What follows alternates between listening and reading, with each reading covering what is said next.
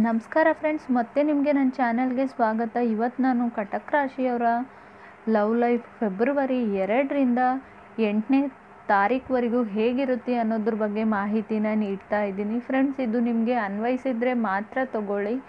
ಇದು ಒಂದು general reading ಅಂತ ನಾನು ಹೇಳ್ತೀನಿ. ಕಟಕ್ ರಾಶಿಯವರು ಈಗಾಗಲೇ ರಿಲೇಷನ್ಶಿಪ್ಪಲ್ಲಿ ಇದ್ದರೆ, ಯಾರ ಜೊತೆನಾದರೂ ಕನೆಕ್ಟ್ ಆಗಿದ್ದರೆ ಅವರು ವೃಷಭ, ಮಕರ, ಸಿಂಹ, ಕನ್ಯಾ ಮತ್ತು ಮಿಥುನ, ವೃಶ್ಚಿಕ ರಾಶಿಯವ್ರ ಜೊತೆ ಕೂಡ ಕನೆಕ್ಟ್ ಆಗಿರಬಹುದು. ನೀವು ರೀಸೆಂಟ್ಲಿ ರಿಲೇಷನ್ಶಿಪ್ಪಲ್ಲಿ ಇದ್ದರೆ ಅವರು ಕೂಡ ಯಾವುದೇ ರಾಶಿಯವ್ರು ಕೂಡ ಆಗಿರ್ಬೋದು ಫ್ರೆಂಡ್ಸ್. ಮತ್ತು ನೀವು ಸಿಂಗಲ್ಸ್ ಆಗಿದ್ದರೂ ಕೂಡ ಯಾವುದೇ ರಾಶಿಯವ್ರು ಕೂಡ ನಿಮ್ಮ ಲೈಫಲ್ಲಿ ಬರ್ಬೋದು ಫ್ಯೂಚರಲ್ಲಿ. ಕಟಕ್ ರಾಶಿಯವರಿಗೆ ನಾನು ಕಾರ್ಡ್ಸ್ನ ಶಫಲ್ ಮಾಡಿದಾಗ ಇದು ವೀಕ್ಲಿ ರೀಡಿಂಗ್ ಆಗಿದೆ. 2ರಿಂದ 8ನೇ ತಾರೀಕುವರೆಗೂ ರೆಸೊನೇಟ್ ಆಗುತ್ತೆ, ಅಥವಾ ಹಿಂದೆ ಕೂಡ ನಡೆದಿರ್ಬೋದು, ಮುಂದೆ ಕೂಡ ನಡಿಬೋದು. ಟ್ಯಾರೋ ಕಾರ್ಡ್ಸ್ ಫ್ಯೂಚರ್, ಫಾಸ್ಟ್, ಪ್ರೆಸೆಂಟ್ಗೆ ಕನೆಕ್ಟ್ ಆಗುತ್ತೆ ಅಂತ ನಾನು ಹೇಳ್ತೀನಿ. ನೀವು ಯಾವ ಥರ ಅದನ್ನು ಕನೆಕ್ಟ್ ಮಾಡಿಕೊಡ್ತೀರಾ ನಿಮ್ಮ ಲೈಫಲ್ಲಿ ಅನ್ನೋದು ಕೂಡ ಇಲ್ಲಿ ಇಂಪಾರ್ಟೆಂಟ್ ಆಗಿರುತ್ತೆ ಫ್ರೆಂಡ್ಸ್. ನನಗನ್ಸುತ್ತೆ ಫಸ್ಟ್ ಕಾರ್ಡ್ ನನಗೆ 10 ಆಫ್ ಸ್ವಾರ್ಡ್ಸ್ ಬಂದಿದೆ. ಕಾರ್ಡ್ಸ್ ಹೇಳ್ತಾ ಇದೆ, ಕೆಲವರು ತಮ್ಮ ಫೀಲಿಂಗ್ಸ್ನ ಓಪನ್ ಆಗಿ ಶೇರ್ ಮಾಡ್ಕೊಳ್ತಾ ಇದ್ದಾರೆ. ಮೇ ಬಿ ನಿಮ್ಮ ಫ್ರೆಂಡ್ಸ್ ಜೊತೆ ಕೂಡ ಶೇರ್ ಮಾಡ್ಕೊಳ್ತಾ ಇರ್ಬೋದು, ಅಥವಾ ನೀವು ಕನೆಕ್ಟ್ ಆಗಿರೋ ವ್ಯಕ್ತಿ ಮಿಥುನ್ ರಾಶಿಯವ್ರು ಆಗಿರ್ಬೋದು. ನೀವು ಡೈರೆಕ್ಟಾಗಿ ಅವ್ರ ಜೊತೆ ಕೂಡ ಶೇರ್ ಮಾಡ್ಕೊಳ್ತಾ ಇರ್ಬೋದು, ಅಥವಾ ಅದರ್ ಪರ್ಸನ್ ನಿಮಗೆ ಅವ್ರ ಫೀಲಿಂಗ್ಸ್ನ ಎಕ್ಸ್ಪ್ರೆಸ್ ಮಾಡ್ತಿರ್ಬೋದು. 10 ಆಫ್ ಸ್ವಾರ್ಡ್ಸ್ ಬಂದಿರೋದ್ರಿಂದ ನಾನು ಕಮ್ಯುನಿಕೇಷನ್ ಇವಾಗ ಸ್ಟಾರ್ಟ್ ಆಗಿದೆ ಅಂತ ನಾನು ಹೇಳ್ತೀನಿ. ನೀವು ತುಂಬ ಓವರ್ ಥಿಂಕ್ ಮಾಡ್ತಿದ್ರಿ ಕಟಕ್ ರಾಶಿಯವರು, ಅಥವಾ ನೀವು ಕನೆಕ್ಟ್ ಆಗಿರೋ ವ್ಯಕ್ತಿ ಆಗಿರ್ಬೋದು. ತುಂಬ ಯಾವುದೋ ಯೋಚನೆಗಳನ್ನು ತಲೆಯಲ್ಲಿ ಇಟ್ಕೊಂಡ್ಬಿಟ್ಟು ಅದ್ರ ಬಗ್ಗೆನೇ ತುಂಬ ಡೀಪಾಗಿ ಯೋಚನೆ ಮಾಡ್ತಿದ್ರಿ ಅಂತ ನಂಗೆ ಅನಿಸುತ್ತೆ. ಇವಾಗ ಅದನ್ನು ನೀವು ಕಮ್ಮಿ ಕೂಡ ಮಾಡ್ಕೊಂಡಿದ್ದೀರಾ ಅಂತ ಕಾರ್ಡ್ಸ್ ಹೇಳ್ತಿದೆ. ಇನ್ನು 10 ಆಫ್ ಸ್ವಾರ್ಡ್ಸ್ ಬಂದಿರೋದ್ರಿಂದ ಕೆಲವರು ನೀವು ಟೆಕ್ಸ್ಟ್ ಮಾಡಬೇಕು ಅಂದರೆ ಅದರ್ ಪರ್ಸನ್ಗೆ ಅವ್ರು ಮಾಡಲಿ ಅಂತ ನೀವು ವೇಟ್ ಮಾಡ್ತಾ ಇದ್ದೀರಾ, ಅಥವಾ ನೀವು ಮಾಡ್ತೀರಾ ಅಂತ ಅದರ್ ಪರ್ಸನ್ ವೇಟ್ ಮಾಡ್ತಾ ಇದ್ದಾರೆ.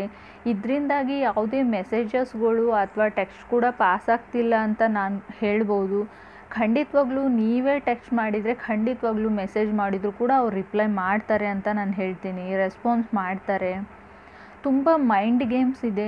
ಸೊ ಮುಂಚೆ ಕೂಡ ಈ ಮೈಂಡ್ ಗೇಮ್ಸ್ ಇದ್ದಿರ್ಬೋದು, ಇವಾಗ ಎಂಡಾಗಿ ಒಂದು ಕಮ್ಯುನಿಕೇಷನ್ ಸ್ಟಾರ್ಟ್ ಆಗೋ ಹಂತಕ್ಕೆ ಬಂದಿರ್ಬೋದು. ಮೇ ಬಿ ಕೆಲವರಿಗೆ ಇದೇ ಮೈಂಡ್ ಗೇಮ್ ಮುಂದೆ ಕೂಡ ಒರಿಬೋದು ಅಂತ ನಾನು ಹೇಳ್ತೀನಿ. ಕೆಲವರಿಗೆ ಮಾತ್ರ ಫ್ರೆಂಡ್ಸ್, ಎಲ್ರಿಗೂ ಅಲ್ಲ. ಸೆಕೆಂಡ್ ಕಾರ್ಡ್ ನನಗೆ ಲವರ್ಸ್ ಕಾರ್ಡ್ ಬಂದಿದೆ.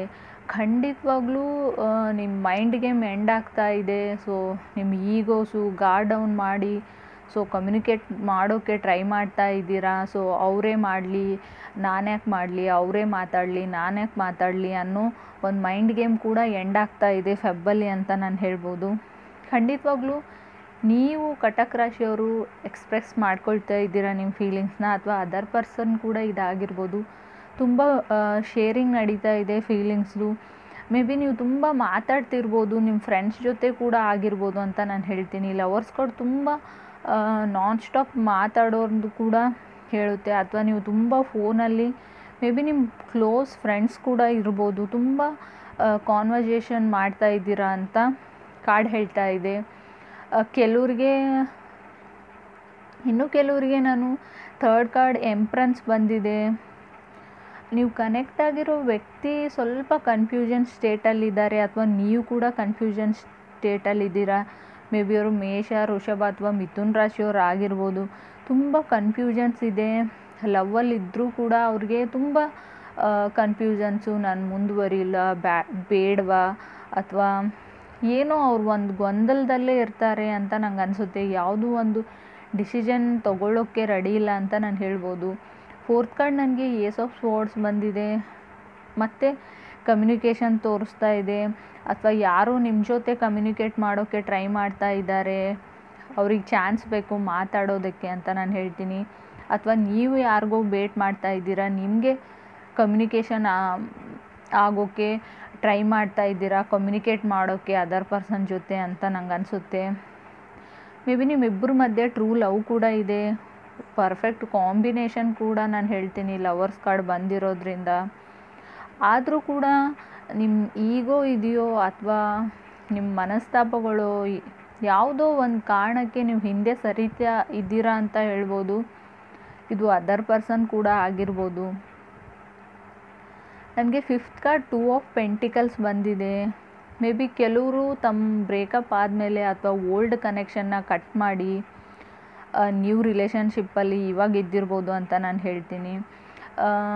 ಇವಾಗಿರೋ ರಿಲೇಷನ್ಶಿಪ್ಪಲ್ಲಿ ನೀವೇನು ಕೊಡ್ತೀರಾ ಅದೇ ನಿಮಗೆ ಬರುತ್ತೆ ಅಂತ ನಾನು ಹೇಳ್ತೀನಿ. ರಿಟರ್ನು ನೀವು ಪ್ರೀತಿ ಕೊಟ್ಟರೆ ಪ್ರೀತಿ ಬರುತ್ತೆ, ಕೋಪ ಕೊಟ್ಟರೆ ಕೋಪ ಬರುತ್ತೆ. ನೀವು ಆ್ಯಟಿಟ್ಯೂಡ್ ಈಗೋಸ್ನ ಕೊಟ್ಟರೆ ಖಂಡಿತವಾಗ್ಲೂ ನಿಮಗೆ ರಿಟರ್ನ್ ಕೂಡ ಅದೇ ಬರುತ್ತೆ. ಈಗಿರೋ ನಿಮ್ಮ ಕನೆಕ್ಷನ್ನಲ್ಲಿ ತುಂಬ ಈಗೋ ಗೇಮ್ಸ್ ಇವೆ, ಮೈಂಡ್ ಗೇಮ್ಸ್ ಇವೆ ಅಂತ ನಾನು ಹೇಳ್ತೀನಿ.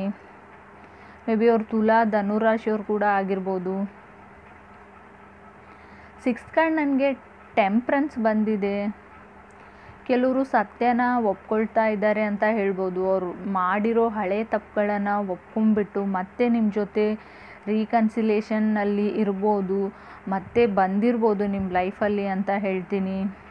ಇನ್ನು ಕೆಲವರಿಗೆ ನಾನು 7th ಕಾರ್ಡ್ ಜಸ್ಟಿಸ್ ಬಂದಿರೋದ್ರಿಂದ ನನಗನ್ಸುತ್ತೆ ಕೆಲವು ಮದುವೆ ಕೂಡ ಆಗಿದೆ, ಕೆಲವು ಸಂಬಂಧಗಳಲ್ಲಿ ತುಂಬ ಬಿರುಕುಗಳಿವೆ. ಇನ್ನು ಮುಂದೆ ನಾವು ಜೊತೆಗಿರೋಕ್ಕಾಗೋದೇ ಇಲ್ಲ ಅನ್ನೋ ಡಿಸಿಷನ್ ಕೂಡ ತೋರಿಸ್ತಾ ಇದೆ. ತುಂಬ ಮನಸ್ತಾಪಗಳು, ತುಂಬ ಜಗಳಗಳು, ತುಂಬ ಹರ್ಟ್ ಕೂಡ ಆಗಿದೆ. ಕೆಲವರು ಡೈವೋರ್ಸ್ಗೆ ಅಪ್ಲೈ ಮಾಡಿದ್ದಾರೆ, ಡಿವೋರ್ಸ್ ತೊಗೊಳ್ಳೇಬೇಕು ಅಂತ. ಖಂಡಿತವಾಗ್ಲೂ ಅವರಿಗೆ ಡಿವೋರ್ಸ್ ಸಿಗೋವಂಥ ಚಾನ್ಸ್ ಕೂಡ ಇದೆ.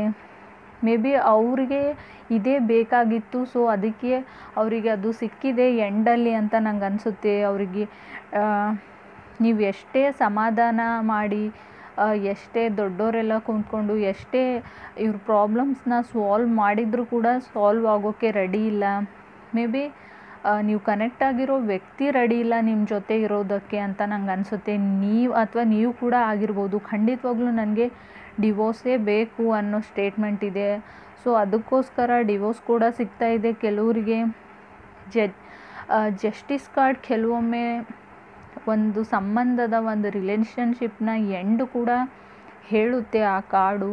ಅದರಿಂದ ನಿಮ್ಮಿಬ್ಬರಲ್ಲಿ ಒಬ್ಬರಿಗೆ ಖುಷಿಯಾಗಿದೆ ಈ ಡಿವೋರ್ಸಿಂದ, ಆದರೆ ನಿಮ್ಮಲ್ಲಿ ಒಬ್ರಿಗೆ ಮಾತ್ರ ತುಂಬ ಹರ್ಟ್ ಆಗಿದೆ. ನಿಮ್ಗೆ ಅವರೇ ಬೇಕು, ಅವರಿಗೋಸ್ಕರನೇ ಕಾಯ್ತಾ ಇದ್ದೀರಾ.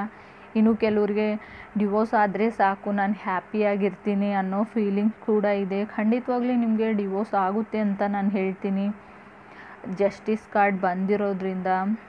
ಇನ್ನು ಕೆಲವರಿಗೆ ನಾನು 10 ಆಫ್ ಸ್ಪಾಟ್ಸ್ ಕೂಡ ಇದೆ. ಸ್ವಲ್ಪ ಓವರ್ ಥಿಂಕ್ ಮಾಡೋದನ್ನು ಕಮ್ಮಿ ಮಾಡಿ ಅಂತ ನಾನು ಹೇಳ್ತೀನಿ. ಟ್ರೂ ಲವ್ ಇದೆ, ಆದರೆ ನಿಮ್ಮಿಬ್ಬರ ಮಧ್ಯೆ ಅಂಡರ್ಸ್ಟ್ಯಾಂಡಿಂಗು ಅಥವಾ ಒಂದು ನಂಬಿಕೆ, ಟ್ರಸ್ಟ್ ಅನ್ನೋದೇ ಇಲ್ಲ. ನಿಮಗೆ